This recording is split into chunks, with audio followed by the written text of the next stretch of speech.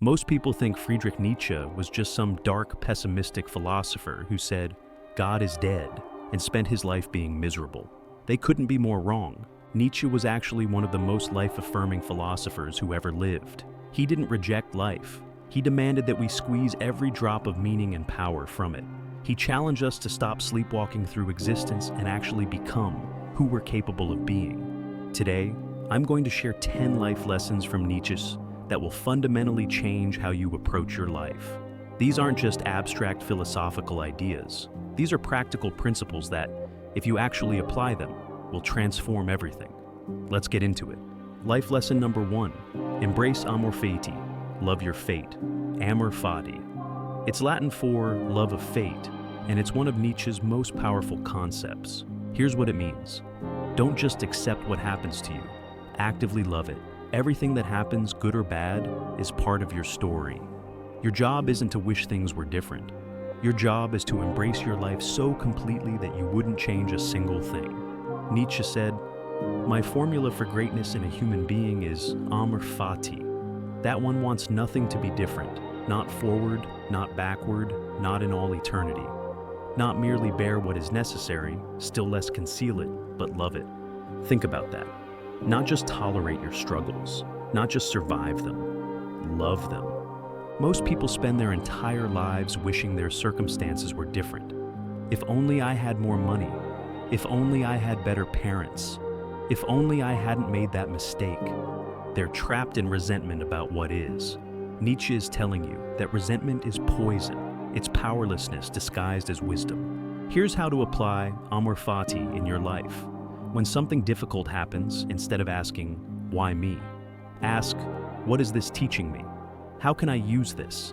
Stop fighting reality and start dancing with it. That relationship that ended, it taught you what you actually need. That business that failed, it showed you what doesn't work. That betrayal, it revealed who people really are. Every single experience, no matter how painful, is fuel for your growth, if you choose to see it that way. The person who practices amor fati becomes unstoppable, because when you love your fate, nothing can break you. Everything becomes useful. Everything has meaning. You stop being a victim and become the hero of your own story.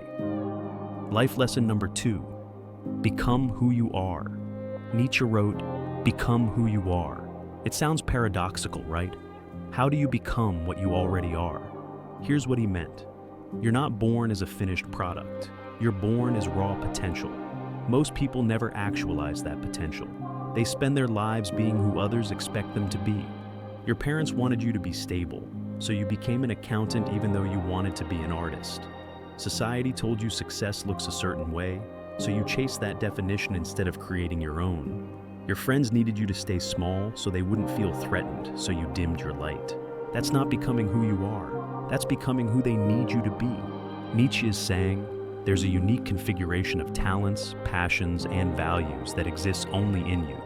Your life's work is to discover what that is and bring it fully into the world. Here's how you start. First, strip away everything that isn't authentically yours. All those beliefs you adopted without questioning them. All those goals that sound impressive but don't actually excite you. All those masks you wear to fit in. Second, pay attention to what energizes you versus what drains you. The things that make you lose track of time, that's a clue to who you really are. The things you do only for external validation, that's evidence of your false self. Third, stop asking for permission. Stop waiting for the perfect moment. Stop needing everyone to understand or approve. Nietzsche would say, most people die without ever having truly lived. They go to their grave with their gifts still inside them, their real self never expressed. Don't be most people. The world doesn't need another person following the script. It needs you to become fully, unapologetically, powerfully, who you actually are. Life lesson number 3, what doesn't kill you makes you stronger. You've heard this phrase a million times. It's become a cliche, but Nietzsche meant something very specific, and most people miss it. He wasn't saying that suffering automatically makes you stronger. Plenty of people go through hardship and come out weaker, more bitter, more broken. What Nietzsche was saying is this: if you approach difficulty with the right mindset, it becomes the raw material for your transformation. The full quote is, "Out of life's school of war, What does not kill me makes me stronger. Notice the key phrase, school of war. He's not talking about passive suffering. He's talking about active struggle. He's talking about fighting back, learning, adapting, becoming more formidable. Here's the practical application. When you face a challenge, you have three choices. Choice number 1, collapse into victimhood. Why does this always happen to me? Life is so unfair. This makes you weaker. Choice number 2, distract yourself and pretend it's not happening. Numb out with social media, substances, whatever helps you avoid feeling it. This keeps you stuck. Choice number 3, face it directly and ask, how can I use this? What strength can I develop because of this obstacle? Let me give you examples. You get rejected from a job you really wanted. Victim response, I'm not good enough. The system is rigged. Transformation response, what skill do I need to develop? How can I become so valuable that rejection becomes impossible? Your partner cheats on you. Victim response, love is a lie. I can't trust anyone. Transformation response, what was I ignoring about this relationship? How can I develop better discernment? What boundaries do I need to establish? You lose a significant amount of money. Victim response, I'm terrible with money. I'll never be financially stable. Transformation response, what lesson is here? How can I become more financially educated? What system do I need to create? See the pattern? The external event is the same, but one approach makes you weaker and one makes you stronger. It's entirely your choice. Nietzsche understood that life will break you if you let it, but if you refuse to break, if you alchemize every hardship into wisdom and strength, you become unbreakable. The obstacles don't go away. You just become someone for whom those obstacles are no longer obstacles. Life lesson number 4, create your own values. This might be Nietzsche's most radical lesson, and it's the one that makes most people uncomfortable. Nietzsche said, stop living by borrowed values. Stop accepting what society, religion, or your parents told you is good and bad. Examine everything and create your own value system.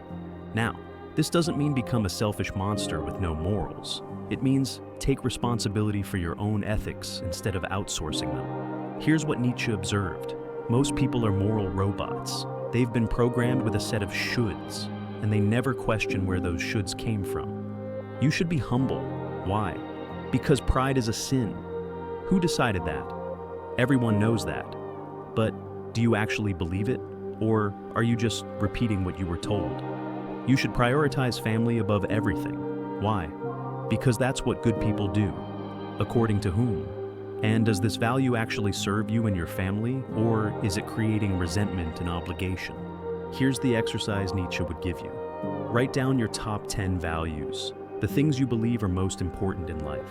For each one, ask, where did this come from? Did I choose this, or was it chosen for me? If I examine this honestly, is this actually true for me?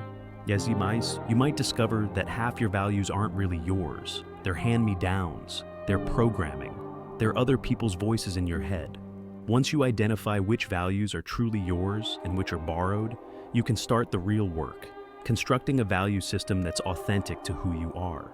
Maybe you were told that ambition is greedy, but you actually value achievement and growth. Own that. Build your life around it. Stop apologizing for it.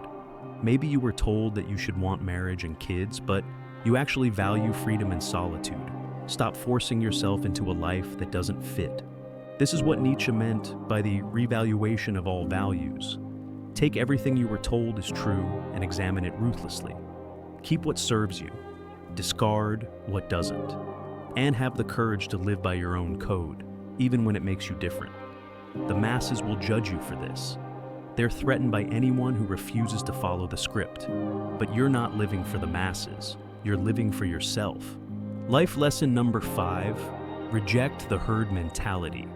Nietzsche was obsessed with what he called herd morality, the tendency of humans to surrender their individuality for the comfort of belonging to a group. He wrote, madness is rare in individuals, but in groups, parties, nations, and ages, it is the rule. Think about that. Individual people can be reasonable, thoughtful, intelligent, but put them in a group and suddenly they become irrational, reactive, and dangerous. Why? Because being part of the herd feels safe. You don't have to think for yourself. You don't have to stand alone. You just follow everyone else and assume that if everyone believes it, it must be true. But here's what Nietzsche understood. The herd is almost always wrong about the things that matter most.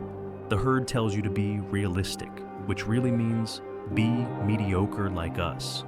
The herd tells you to settle, to play it safe, to not rock the boat. The herd punishes anyone who dares to be different. History proves this over and over. Every major breakthrough in human civilization came from someone who rejected herd thinking. Every revolutionary idea was ridiculed by the masses before it was accepted. So, here's the lesson. If you want an extraordinary life, you have to be willing to think and act differently from the majority. Not for the sake of being contrarian, but because the majority is sleepwalking through life, following paths that were designed for different people in different times. Ask yourself, how many of my decisions are based on what I actually want versus what I think I'm supposed to want? How often do I silence my own judgment because it differs from the group? When you're about to make a major life decision, notice whose voices are loudest in your head. Is it your authentic voice, or is it the herd? The herd will tell you that your dreams are unrealistic. The herd will tell you to get a safe job, buy a house you can't afford, and spend 40 years paying it off. The herd will tell you that you're too old, too young, too inexperienced, too ambitious. Nietzsche would say, the herd's opinion is worthless. They're not living the life you want. They haven't achieved what you want to achieve. Why would you let them guide your decisions? Find your own path. Think your own thoughts. Create your own definition of success. And when the herd judges you for it, take it as confirmation that you're doing something right. Life lesson number 6, friendship is choosing your fellow travelers. Nietzsche had a lot to say about friendship, and it's not what most people expect. He didn't believe in casual friendship or keeping people around just because you've known them for a long time. He believed friendship should be intentional, selective, and based on mutual growth. Nietzsche wrote, "In a friend, one should have one's best enemy. You should be closest to him when you resist him." What does that mean? A real friend isn't someone who always agrees with you. A real friend challenges you. They see your potential and won't let you settle for less. They tell you the truth even when it's uncomfortable. Most people surround themselves with friends who make them feel comfortable. They want validation, not honesty. They want cheerleaders, not truth tellers. But Nietzsche understood that comfortable friends keep you stuck. They enable your excuses. They support your delusions. They help you stay small because your growth threatens their ego. A true friend, in the Nietzschean sense, is someone who inspires you to become more. Someone whose presence makes you want to level up. Someone who calls you out when you're being less than you're capable of. Here's how to evaluate your friendships. After spending time with this person, do you feel energized or drained? Do you feel inspired to take action? Or do you feel justified in your complaints? Does this person celebrate your growth, or do they subtly undermine it? Be honest. How many of your friendships are based on genuine connection versus habit, obligation, or fear of being alone? Nietzsche would tell you to be ruthless about this. Your 5 closest friends shape who you become. If they're mediocre, you'll be mediocre. If they're victims, you'll adopt victim thinking. If they're growing and creating, you'll be pulled upward. This doesn't mean abandon everyone who's struggling. It means choose friends who are actively working on themselves, not people who are content to stagnate and want you to stagnate with them. And here's the hard part. You might need to let some people go. People you've known for years. People who are nice but not growth-oriented. People who drain your energy while contributing nothing to your evolution. It sounds harsh, but Nietzsche believed your life is too important to waste on mediocre connections. You're choosing fellow travelers on this journey. Choose people who are going somewhere worth going. Life lesson number 7. Solitude is where you find yourself. In a world that's constantly connected, constantly buzzing with notifications and demands for your attention, Nietzsche's wisdom about solitude is more relevant than ever. He wrote, "The individual has always had to struggle to keep from being overwhelmed by the tribe. If you try it, you will be lonely often and sometimes frightened. But no price is too high to pay for the privilege of owning yourself." Most people are terrified of being alone with themselves, so they fill every moment with noise. Podcasts, music, social media, television, anything to avoid sitting in silence with their own thoughts. Why? Because when you're alone with yourself, you can't hide from the truth. You can't distract yourself from the questions you've been avoiding. You have to face who you really are versus who you pretend to be. Nietzsche understood that solitude isn't loneliness. Loneliness is feeling isolated and wanting connection. Solitude is choosing to be alone because that's where the deepest work happens. In solitude, you can hear your own voice instead of the noise of the world. You can figure out what you actually think instead of what you're supposed to think. You can process your experiences, integrate your lessons, and plan your next move. Every great creator, every deep thinker, every person who's accomplished something meaningful has embraced solitude. Not because they hate people, but because they understand that you can't create anything original in a crowd. Here's your practice. Schedule regular time alone. No phone, no input. Just you and your thoughts. Start with 30 minutes if that's all you can handle. Sit with yourself. Journal. Think. Let your mind wander. You'll be uncomfortable at first. Your brain will scream for stimulation. Push through it. Over time, you'll start to notice that your best ideas come in solitude. Your deepest insights emerge when you're not consuming anyone else's content. Your authentic self appears when there's no one to perform for. Nietzsche would say, if you can't be alone with yourself, you don't actually have a self. You're just a collection of other people's opinions and society's programming. Learn to love solitude. That's where you'll find who you really are underneath all the noise. Life lesson number 8. Life has no inherent meaning. Create your own. This is the lesson that makes people uncomfortable, but it's also the most liberating thing Nietzsche ever taught. When Nietzsche said, "God is dead," he wasn't celebrating. He was diagnosing a cultural crisis.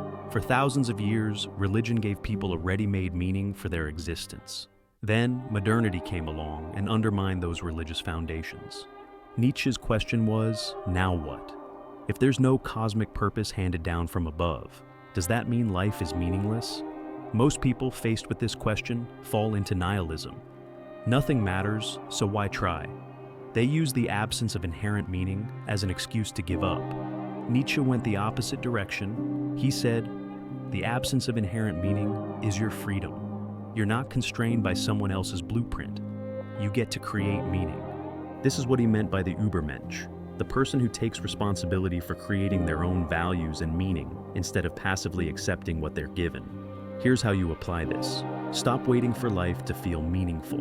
Stop expecting your job, your relationships, or your achievements to automatically give you purpose. They won't. Instead, consciously decide what will be meaningful for you. What will you dedicate your life to? What impact do you want to make? What experience do you want to have? Maybe your meaning is creating art that moves people. Maybe it's building a business that solves a real problem. Maybe it's raising children who become exceptional humans. Maybe it's pushing the boundaries of human knowledge. Maybe it's something no one's thought of yet. The point is, you choose, you decide, and then you build your entire life around that chosen meaning. This is simultaneously terrifying and empowering. Terrifying because there's no safety net, no authority telling you that you've chosen correctly. Empowering because you're completely free. Nietzsche would say, weak people need to be told what their life means. Strong people create meaning and live it so fully that others start to follow. Don't ask what your purpose is. Declare what your purpose will be. Then live in a way that makes that purpose real. Life lesson number 9. Suffering is necessary for growth. Modern culture tries to eliminate all suffering. We have pills for every discomfort, distractions for every difficult emotion, quick fixes for every problem. Nietzsche would say we're making a catastrophic mistake. He wrote, "To those human beings who are of any concern to me, I wish suffering, desolation, sickness, ill treatment, indignities. I wish that they should not remain unfamiliar with profound self-contempt, the torture of self-mistrust, the wretchedness of the vanquished." That sounds cruel until you understand what he's actually saying. He's not wishing harm on people he cares about. He's recognizing that growth requires friction, strength requires resistance, wisdom requires mistakes. Think about it. Every meaningful thing you've learned came through difficulty. Every strength you developed came from struggle. Every moment of real growth happened when you were uncomfortable. The person who avoids all suffering remains weak, shallow, and fragile. They've never been tested, so they don't know what they're capable of. They've never struggled, so they have no resilience. But the person who faces their suffering directly, who leans into the discomfort, who uses pain as fuel for transformation, that person becomes formidable. Here's how to apply this lesson. Stop running from discomfort. That difficult conversation you're avoiding, have it. That scary goal that might require you to fail publicly, pursue it. That deep emotional work you've been putting off, start it. When you feel resistance, that's your cue that you're at the edge of growth. Lean in. The discomfort is information. It's showing you where you need to develop. Nietzsche isn't saying to seek out suffering for its own sake. He's saying when suffering inevitably comes, use it. Extract every lesson, build every strength, transmute the pain into power. The people who try to avoid all suffering end up suffering more because they never develop the capacity to handle life's inevitable difficulties. They're fragile. The people who embrace suffering as the price of growth become anti-fragile. They get stronger with every challenge. They welcome the difficulty because they know what's on the other side. Life will hurt you. That's not optional. What's optional is whether you let that hurt destroy you or forge you into something stronger. Life lesson number 10. Die empty. Give everything you have. Nietzsche wrote, "The essential thing in heaven and earth is that there should be a long obedience in the same direction. Thereby results, and has always resulted in the long run, something which has made life worth living." In other words, commit fully to something and see it through. Don't half do 10 things, fully do one thing. Most people die with their potential unrealized. They had ideas they never pursued, talents they never developed, gifts they never shared. They played it safe, held back, waited for the perfect moment that never came. Nietzsche is telling you, don't die with your music still inside you. Whatever it is you're here to do it fully. Don't hold back 20% just in case it doesn't work out. Don't hedge your bets. Don't play small because you're afraid of judgment. Give everything. Burn completely. Leave nothing on the table. This doesn't mean be reckless. It means be all in. If you're building something, build it with total commitment. If you're creating something, create it with everything you have. If you're loving someone, love them without reservation. The worst life is the cautious life. The life where you always have one foot out the door, always keeping your options open, never fully committing to anything because you're afraid of being disappointed. That's not wisdom. That's cowardice dressed up as prudence. Nietzsche believed in living so intensely, so fully, so completely, that when death comes, you have nothing left to give. You used all of it. You became everything you were capable of becoming. You created everything you had inside you. Here's how you know if you're living this way. At the end of each day, are you exhausted in a good way? Did you give your best effort to what matters most? Or did you coast? Did you distract yourself? Did you hold back? At the end of your life, will you be able to say, I gave everything I had? Or will you be haunted by, I wonder what could have been? Nietzsche would tell you, the only tragedy is dying before you've actually lived. The only real failure is reaching the end and realizing you never really tried. So here's my challenge to you based on everything we've covered. Take these 10 lessons and actually apply them. Don't just nod along and do nothing. That's what most people do. And most people live mediocre lives filled with quiet regret.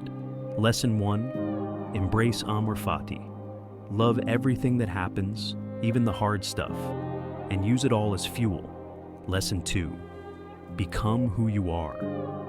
Strip away the false self and bring your authentic self fully into the world. Lesson 3, let suffering make you stronger. Face your challenges head-on and extract the growth. Lesson 4, create your own values. Stop living by borrowed morality and build your own ethical framework. Lesson 5, reject the herd. Think for yourself, even when it makes you unpopular. Lesson 6, choose your friends carefully. Surround yourself with people who elevate you, not enable you. Lesson 7, embrace solitude. That's where you'll find your real self and your best ideas. Lesson 8, create your own meaning. Don't wait for purpose to be handed to you. Declare it and live it. Lesson 9, use suffering as a teacher. The pain is the price of growth. Pay it willingly. Lesson 10, die empty. Give everything you have. Hold nothing back. Become fully who you're capable of being. Nietzsche's philosophy isn't for everyone. It requires courage. It requires honesty. It requires the willingness to stand alone when necessary. Most people will never do this work. They'll keep following the crowd, living small, dying with their potential unrealized. But you're not most people. If you were, you wouldn't have watched this far. You know there's something more. You feel it, that restlessness, that sense that you're capable of more than you're currently expressing.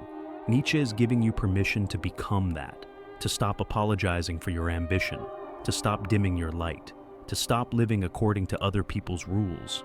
The path isn't easy, but as Nietzsche said, he who has a why to live can bear almost any how. Find your why, create your meaning, become who you are.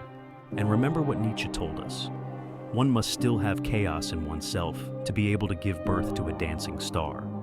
You have that chaos. Now use it to create something extraordinary.